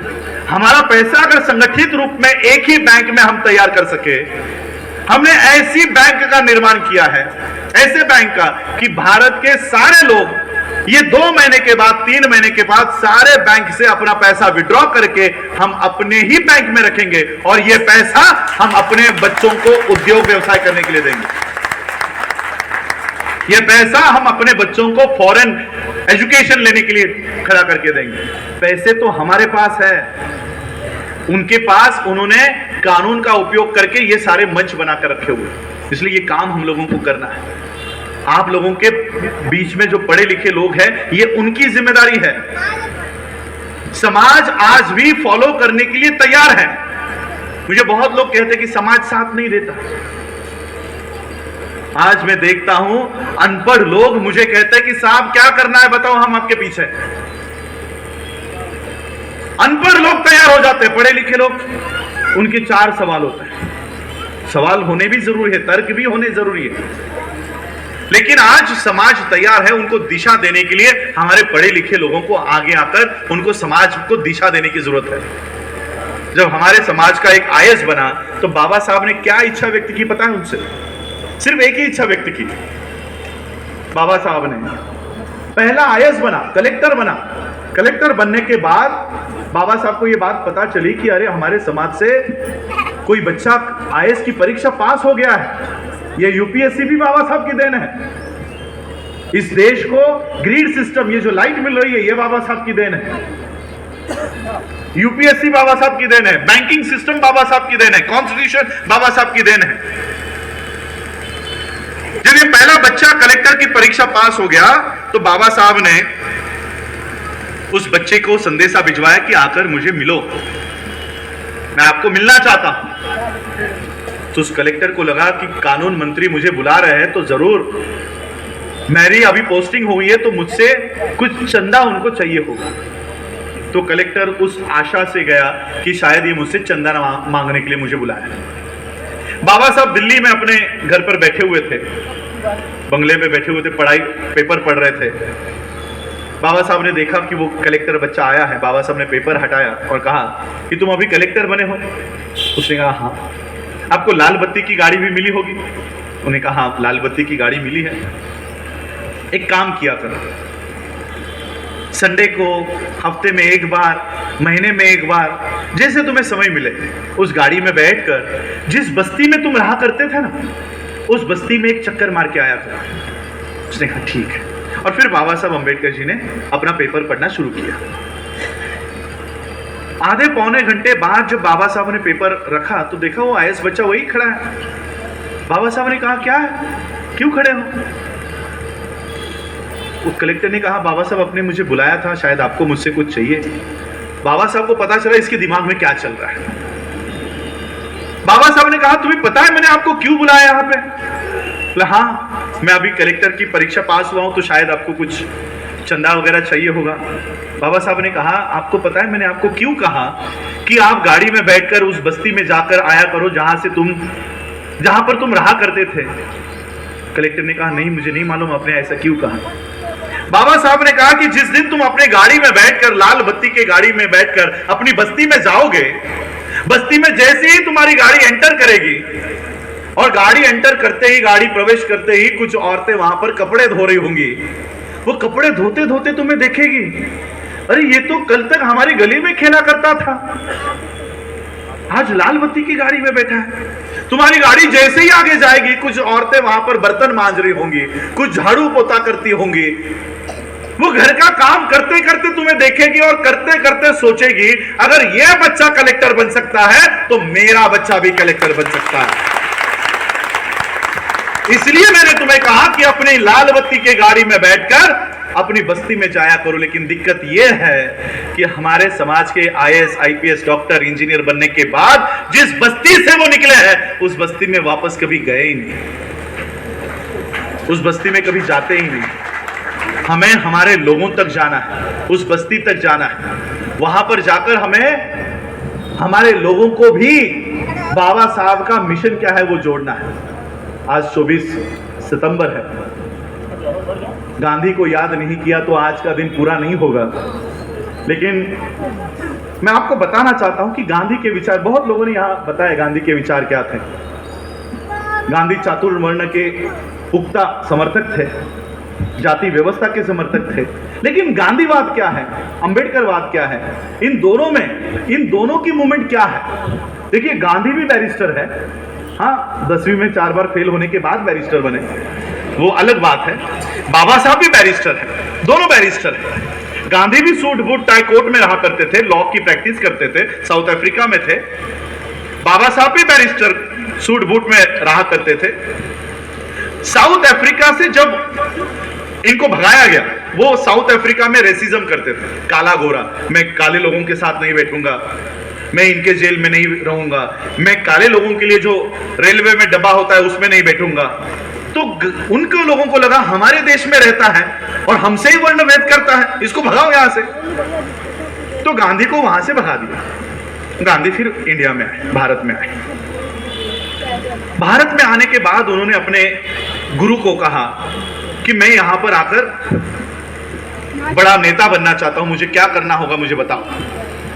तब तक गांधी सूट बूट, गांधी के ओरिजिनल फोटोज देख लो, यंग शुरुआत में सारे सूट बूट में। तो गांधी के राजनीतिक गुरु ने कहा कि एक काम करो, पहले पूरे भारत का दौरा करके आओ, पूरे भारत का भ्रमण करके आओ। तो गांधी जी पूरे भारत के भ्रमण के लिए निकल पड़े।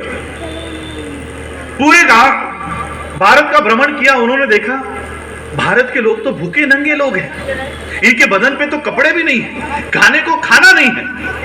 ये सारी जानकारी लेकर वो अपने राजनीतिक गुरु के पास गए और गुरु को कहा यहां के लोग तो भूखे नंगे हैं। तो राजनीतिक गुरु ने कहा कि अगर इन लोगों का नेता बनना चाहते हो तो अगर लोग नंगे हैं तो खुद भी नंगे हो जाओ। सूट बूट टाई कोट पहनने वाले गांधी, उन्होंने कोट निकाला, शर्ट निकाला, पैंट निकाली और धोती पहनना शुरू कर दिया। और फिर वो लोगों के बीच गए। लोगों के बीच में जाने के बाद लोगों ने देखा अरे हम भी नंगे, ये भी नंगा, हमारा मसीहा आ गया। देखते देखते गांधी महात्मा बन गया।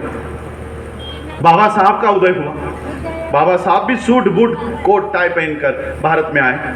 बाबा साहब ने भी भारत का पूरा भ्रमण किया, भारत के लोगों का मुआयना किया।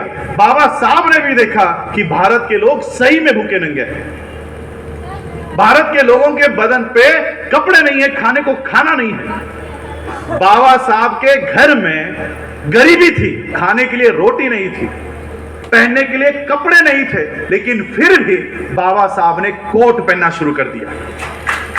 कपड़े नहीं थे फिर भी, पैसे नहीं थे फिर भी, गरीबी थी, उसके बावजूद बाबा साहब ने कोट पहनना शुरू कर दिया। मैं चैलेंज देकर आपको पूछता हूं, बाबा साहब का कोई भी एक फोटो मुझे लाकर बताओ जहां पर बाबा साहब की शर्ट फटी हुई है, जहां पर बाबा साहब का कोट फटा हुआ है। कभी भी बाबा साहब फटी हुई शर्ट में, फटी हुई पैंट में, फटी हुई कोट में समाज के सामने नहीं गए। पता है क्यों? गांधीवाद और अंबेडकरवाद में यही एक फर्क है। गांधीवाद क्या कहता है? गांधीवाद कहता है मैं बाबा साहब के और गांधी के विचारों में एक छोटा सा अंतर आपको बताना चाहूंगा। नंगे को देखकर नंगा हो जाना यह गांधीवाद है, नंगे को देखकर नंगा हो जाना यह गांधीवाद है, लेकिन नंगे को देखकर उसको सूट बूट टाई कोट में लाना यह अंबेडकरवाद है। इस अंबेडकरवाद पर हम लोगों को काम करना है, चाहे वो राजनीतिक हो, सामाजिक हो, धार्मिक हो, शैक्षिक हो, आर्थिक हो। जो समाज वंचित है, जो समाज पीड़ित है, उसको सूट बूट टाई कोट में लाने की मूवमेंट में कर रहा हूं। आज से 25 साल का टारगेट लेकर चल रहा हूं। 25 साल में हटने वाला नहीं हूं यहां से। 25 साल पूरे भारत में घूमूंगा और 25 साल बाद इसी समाज को मैं इतना ताकतवर बनाकर जाऊंगा कि इस देश का कोई भी कैंडिडेट जो प्रधानमंत्री पद के लिए खड़ा होगा, वो इस देश के बाबा साहब के फॉलोअर के पैर पड़े बगैर वो संसद में एंट्री नहीं करेगा। कि तुम्हारा भी देखते हैं ना, आज हम लोग 0.4% जैन मुनियों के पैर पड़कर इस देश का प्रधानमंत्री आशीर्वाद लेकर संसद में जाता है। क्यों? 0.4% है जैन, लेकिन इकोनॉमिकली स्ट्रांग है, अर्थव्यवस्था उनके हाथ में है। जैनों ने अगर मोदी की मदद नहीं की, मोदी सरपंच की इलेक्शन भी नहीं जीत पाएगा।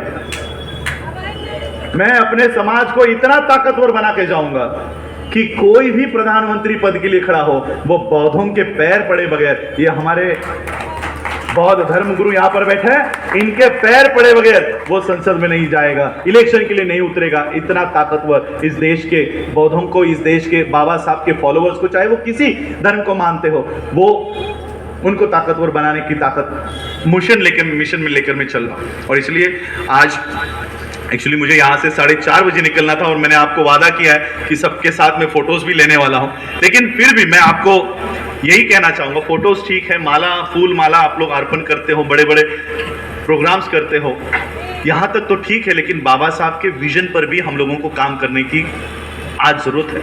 हमारे खुद के स्कूल्स होने चाहिए, खुद के एजुकेशन इंस्टीट्यूट्स होनी चाहिए।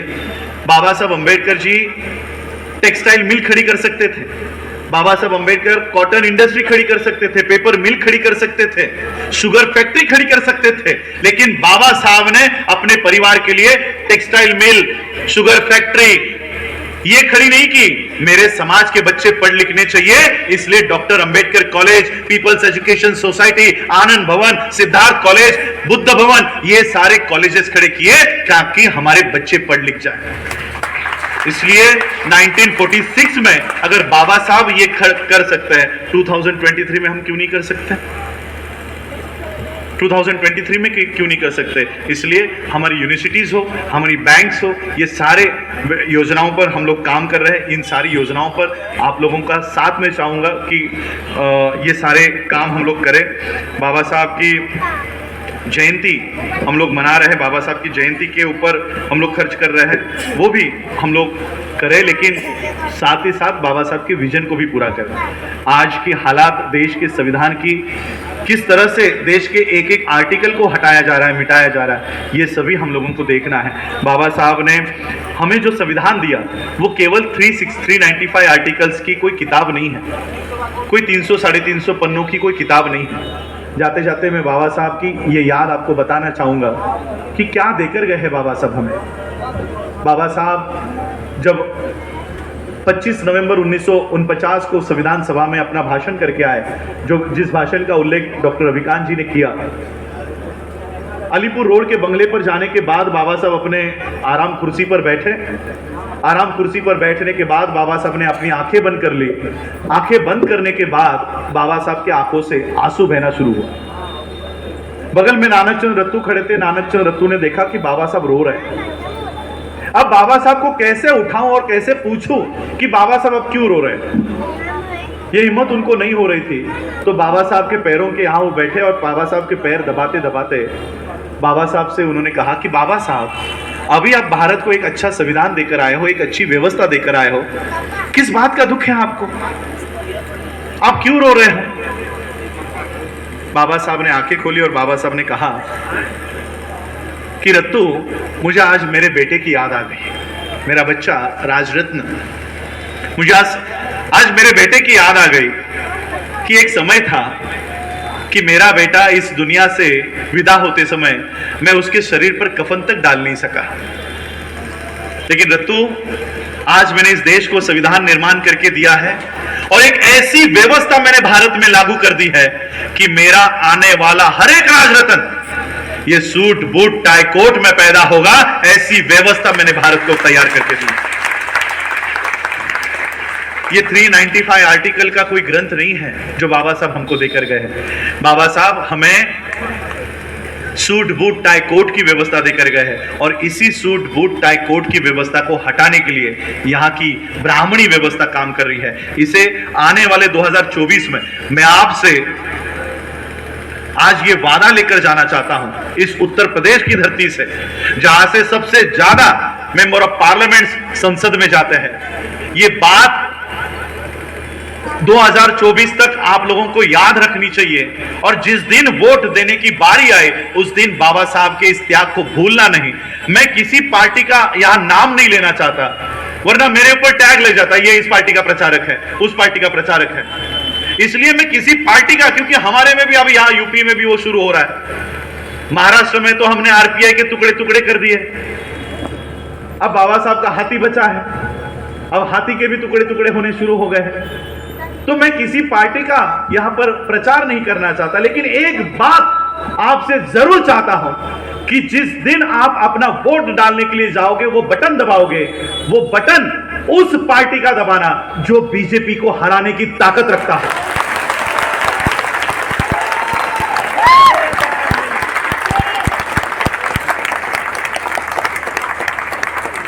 आपके कॉन्स्टिट्यूंसी में जो भी उम्मीदवार बीजेपी को हराने की ताकत रखता हो उसके पक्ष में खड़े हो जाओ। मैं किसी पार्टी का नाम नहीं लेना चाहता, मैं बस यही कहना चाहता हूं कोई इंडिपेंडेंट भी कैंडिडेट खड़ा हो और आपको लगता हो कि नहीं ये बीजेपी को हराएगा, उसके साथ खड़े हो जाओ, उसके साथ खड़े हो जाओ। मैं तो यही चाहता हूं कि मान्यवर काशीराम जी ने बाबा साहब अंबेडकर जी को, बाबा साहब के हाथी को इन्होंने बिठाने का काम किया था। उस समय की कांग्रेस ने बाबा साहब को हराया 1950 के इलेक्शन में, 1952 के इलेक्शन में बाबा साहब के हाथी को हराया। हाथी को हराने के बाद बाबा साहब को यह न्योता देने आए कि बाबा साहब अब हम जीत गए तो हमारे लिए अच्छे शब्द बोलने के लिए आओ। बाबा साहब बड़े विचार के थे, बड़े दिल के थे, बाबा साहब गए, ठीक है। और बाबा साहब ने अपने स्पीच में कहा जिस उम्मीदवार को चुन के लाया था वो चौथी फेल आदमी था, काजरोलकर नाम का। बाबा साहब कहते कि काजरोलकर मेरी पार्टी, मेरा निशानी अभी बैठ चुकी है, हाथी बैठ चुका है, लेकिन काजरोलकर याद रखना हाथी अगर बैठा भी हो ना तब भी गधे से ऊंचा होता है, तभी गधे से ऊंचा होता है। बाबा साहब के इसी हाथी को मान्यवर काशीराम ने खड़ा किया और खड़ा ही नहीं किया, संसद तक लेकर उसको दौड़ाने का काम भी किया, उसको दौड़ाने का काम किया।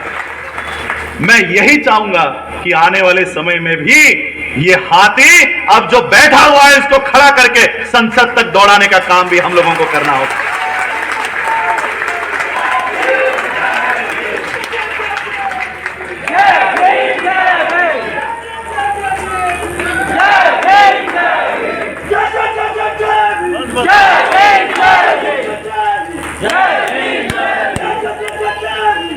दो 2024 में इस इलेक्शन में अगर आपने किसी के पैसे लिए, आपने किसी की शराब ली और आपने किसी की साड़ियां ली तो ये आपकी आखिरी इलेक्शन होगी। आज आप उनकी शराब पियोगे, कल वो आपका खून पिएंगे। आज अगर आप उनकी साड़ियां लोगे, कल वो आपके बहू बेटियों की साड़ियों पे हाथ डालेंगे। और अगर आज आप उनका पैसा लोगे, कल वो आपके संसाधनों को खत्म करेंगे। इसलिए ये कसम खा के जाओ कि आने वाले इलेक्शन में ना किसी का पैसा लोगे, ना किसी की शराब लोगे, ना किसी की साड़ियां लोगे। ये कसम खाओ और बाबा साहब ने दिए हुए वोट के अधिकार को बाबा साहब ने ये अधिकार देकर गए हैं। बाबा साहब कहते हैं कि जिस दिन मेरे लोग ये समझ जाए कि मैंने इनके हाथों में क्या ताकत दी है, उस दिन मोदी से, अडानी से भिखारी आदमी इस देश में कोई नहीं होगा। कोई नहीं होगा।